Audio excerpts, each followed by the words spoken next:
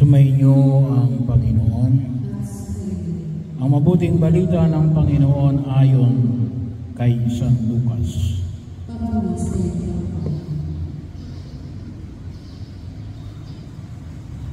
Noong panahon yun ng Panginoon ay humirang pa ng 72.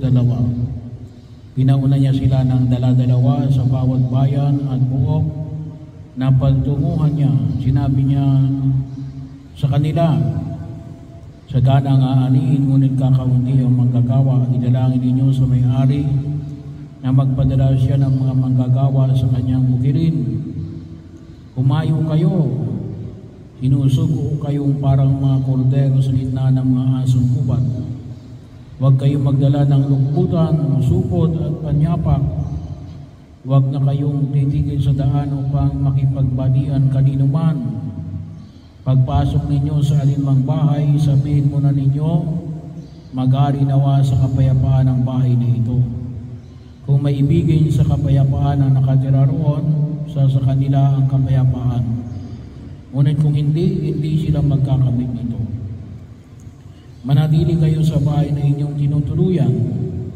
Kanin ninyo at inumin ang anumang idulot sa inyo, sapagat ang manggagawa ay may karapatang tumanggap ng kanyang upa.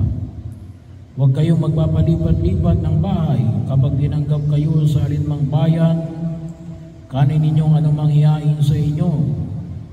Paggalingin ninyo ang may sakit doon at sabihin sa bayan, nalalapit ng paghahari ng Diyos sa inyo. Ngunit sa alinmang bayang hindi tumanggap sa inyo, lumabas kayo sa mga lansangan ito, sabihin ninyo, pati ang alikabok dito na dumikit sa aming mga paa ay pinapagpag namin bilang babala sa inyo. Ngunit pakatandaan ninyo na nalapit na sa inyo ang paghahari ng Diyos. Sinasabi ko sa inyo, sa araw ng pag-uukom ay higit na mabigat ang kaparusahan sa mga tao sa bayang yaon kaysa dinanas ng mga taga-Sodoma.